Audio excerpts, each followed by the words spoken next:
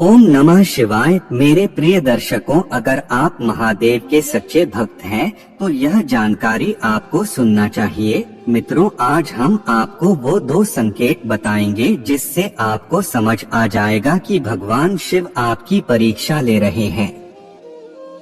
इसके अलावा आपको एक शिक्षाप्रद कहानी भी सुनाएंगे जिससे आप महादेव जी के चमत्कार के बारे में जान सकेंगे। दोस्तों, अगर आप ये दोनों बातों को समझ गए और आप बाबा के परीक्षा में पास हो गए तो समझ जाए स्वयं शिव शंभू का प्यार आपको मिलेगा और वह सब कुछ मिलेगा जो आपको आपके जीवन में चाहिए। मित्रों, आजकल के युवा यही गलती करते हैं। सपने तो बहुत बड़े बड़े देखते हैं और सपना पूरा हो जाने के बाद इस दुनिया को बनाने वाले को भूल जाते हैं। वो भूल जाते हैं कि इस दुनिया पर जिनकी हुकूमत है उनके आशीर्वाद के बिन कुछ भी नहीं। मित्रों, एक बात हमेशा याद रखें, भोलेनाथ आपके पास नहीं बल्कि आपको भोलेनाथ के पास जाना है। अगर आप महादेव के सच्चे भक्त हैं और आपके जीवन में बहुत मुश्किल चल रहे हैं और आप अपने जीवन में बहुत परेशान हैं, तो कभी भी बाबा से अपना विश्वास को डगमगाने न दे। क्या पता ये आपकी परीक्षा हो सकती है। मित्रों, जब भोलेनाथ किसी को दिल से पसंद करते हैं और अपना भक्त बनाने वाले होते हैं, उस समय उसे वो सब कुछ देने वाले होते हैं जो उसे चाहिए या उससे भी अधिक, तो वो परीक्षा जरूर लेते हैं। दोस्तों, आज हम आपको इस वीडियो के जरिए बताएंगे कि आपको कैसे पता चलेगा कि शिव जी आपकी परीक्षा ले रहे हैं। दोस्तों, भगवान शिव कई तरीकों से आपकी परीक्षा लेते हैं, लेकिन उसमें से 2 तरीके से परीक्षा लेते हैं। अगर आप इन दोनों में पास हो गए तो स्वयं शिव शंभू का प्यार आपको मिलेगा। चलिए जानते हैं आपको कैसे पता चलेगा कि भगवान शिव आपकी परीक्षा ले रहे हैं। दोस्तों, पहला परीक्षा है मुश्किलें और चैलेंजेस। मित्रों, अगर आप शिव के सच्चे भक्त हैं और आपकी लाइफ कठिन और बहुत चैलेंजेस से भरा हुआ है, उसके साथ बहुत सारे मुश्किलों का सामना आप कर रहे हैं, तो समझ जाए कि आपकी परीक्षा चल रही है। खुद महादेव आपकी परीक्षा ले रहे हैं। आम लोगों से अलग आपकी जिंदगी चल रही है। आप एक सीधा साधा लाइफ नहीं जी पा रहे और एक के बाद एक आपके ऊपर नई नई मुश्किलें आ रही हैं, तो आप समझ जाना आपके परीक्षा चालू है। ऐसे में आप घबराएं नहीं बल्कि रोज भोलेनाथ को याद करें, रोज उनके मंदिर जाएं, एक दिन भी मिस न करें। जिंदगी में बहुत मेहनत करें, पूरी लगन के साथ अपना काम करें और भोलेनाथ को हर दिन याद करें और देखना आप इस मुश्किल परीक्षा से बहुत जल्दी बाहर निकल जाएंगे। दूसरा परीक्षा है सपत्नी के साथ संबंध। जब किसी की शादी होती है और उसकी पत्नी के साथ संबंध में समस्या उत्पन्न होती है, तो यह एक संकेत हो सकता है कि भगवान शिव व्यक्ति की विशेष चुनौतियों या आत्म जागरूकता का अभ्यास कर रहे हैं।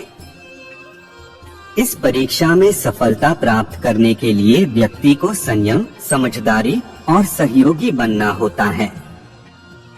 मित्रों, परीक्षा के दौरान भी भोले बाबा आपको बहुत सी खुशी के पल देंगे और आपको देखेंगे कि क्या आप उन खुशी के पल पाकर उन्हें भूल गए या याद रखा है। अगर आप अपने मुश्किल और खुशी के पल में भी बाबा को वैसे ही याद करते जैसे आप हमेशा करते आ रहे हो, तो आप बहुत जल्दी इस परीक्षा घड़ी से बाहर निकल जाएंगे। मित्रों, अगर आप भोलेनाथ का प्यार पाना चाहते हैं तो आपको अपने कार्य को पूरी निष्ठा और धैर्य से करना चाहिए और कभी भी उनके प्रति अपने विश्वास को डगमगाना नहीं चाहिए। कभी कभी अचानक संबंधों में आने वाली आर्थिक कठिनाइयाँ या आने वाली चुनौतियाँ भगवान शिव की परीक्षा का हिस्सा बन सकती हैं। इस समय व्यक्ति को संयमित रहना, समस्याओं का सामना करना और उन्हें संयम से हल करने की क्षमता विकसित करनी पड़ती है। जब कोई व्यक्ति बीमार पड़ता है या दुर्बल हो जाता है तो यह भी भगवान शिव की परीक्षा हो सकती है। व्यक्ति को अपनी आत्मा की ऊंचाइयों में स्थिर रहने की क्षमता, संयम और सहनशीलता विकसित करनी पड़ती है। भगवान शिव की परीक्षा का एक अन्य संकेत यह भी हो सकता है जब व्यक्ति को अपने आध्यात्मिक जीवन में अच्छे संकेत मिलते हैं, जैसे कि सपने में देवी देवताओं का दर्शन या अच्छे संकेतों की प्राप्ति। इस समय व्यक्ति को आत्मा की पहचान, श्रद्धा और साधना में समर्पण दिखाना चाहिए। जब व्यक्ति अपनी आत्म जागरूकता और संप्रेषण में विकसित होता है तो यह भी एक संकेत हो सकता है कि भगवान शिव उसकी ऊंचाइयों की परीक्षा ले रहे हैं। व्यक्ति को इस समय संयम, समझदारी और संयमित सोच के साथ अग्रसर होना चाहिए। इन संकेतों में से कोई भी हो, व्यक्ति को उनसे सीखना चाहिए और उनके आत्मविकास में समर्पित रहना चाहिए। भगवान शिव की परीक्षा उसकी ऊंचाइयों की ओर बढ़ाने का एक तरीका हो सकती है, जिससे वह अपने आत्मज्ञान और आत्मसमर्पण में विकसित हो सकता है। मित्रों, आइए एक छोटी सी कहानी सुनते हैं। एक समय की बात है, एक गांव में एक युवक नामक राजकुमार रहता था। वह बहुत ही ईमानदार और समर्पित व्यक्ति था। एक दिन राजकुमार गहरी संध्या में जंगल में घूमने गए। जंगल में वह अपने आत्मा के संग समाहित होकर चल रहे थे। अचानक उसने जंगल के एक पुराने पेड़ के नीचे बैठे एक वृक्षकोप को देखा। राजकुमार ने पास जाकर वहां की अद्वितीय महक को महसूस किया। उसने देखा कि वह वृक्ष अच्छे से सजीव था, जबकि उसके चारों ओर के अन्य पेड़ पौधे सूखे हुए थे। राजकुमार ने विचार किया, क्या यह कोई ईश्वरीय संकेत है? फिर उसने एक पुराने साधु से मिलने का निश्चय किया। साधु ने उससे कहा, बेटा, यह एक शिवलिंग का प्रतीक है और यह संकेत कर रहा है कि भगवान शिव तुम्हारी परीक्षा ले रहे हैं। वह देख रहे हैं कि कैसे तुम उस महत्वपूर्ण जीवन की ओर बढ़ रहे हो जिसमें तुम अन्य लोगों की मदद कर सकते हो। राजकुमार ने साधु की बातों को समझा और उसने सोचा कि अब वह अपनी ऊर्जा और सामर्थ्य का परिचय कैसे दे सकता है। उसने तत्परता से काम किया, अपनी सामर्थ्य का परिचय दिया और अपनी परीक्षा में सफलता प्राप्त की। उसकी मेहनत, निष्ठा और आत्मसमर्पण ने उसे उस उच्च स्तर पर पहुंचाया जहां वह हमेशा सपने में भी नहीं सोच सकता था। राजकुमार ने इस अनुभव से अधिक समझा कि भगवान की परीक्षा तभी पार की जा सकती है जब हम अपने मन, शरीर और आत्मा से पूरी तरह से संज्ञान रखते हैं। यह संकेत था कि हर कठिनाई और परेशानी एक नई सीखने और बढ़ने का मार्ग हो सकती है। राजकुमार ने इस प्रेरणा से भरकर अपनी जिंदगी को और भी समर्पण से जीने का निश्चय किया। वह अब अपने कार्यों में और भी उत्साह और संजीवनी लाने के लिए तैयार था। उसने अपने जीवन को एक नई दिशा देने का संकल्प किया। राजकुमार का यह अनुभव सभी लोगों को सिखाता है कि जब हम किसी मुश्किल समय से गुजर रहे होते हैं, तब हमें विश्वास और आत्मविश्वास रखना चाहिए।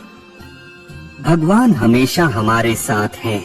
हमें सिर्फ उसकी प्रतीक्षा करनी चाहिए और उसके द्वार परिश्रम और समर्पण से पहुंच सकते हैं।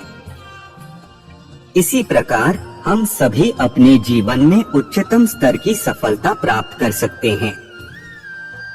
इस कहानी से हमें यह सीखने को मिलता है कि हमें कभी हालातों के सामने हार नहीं माननी चाहिए।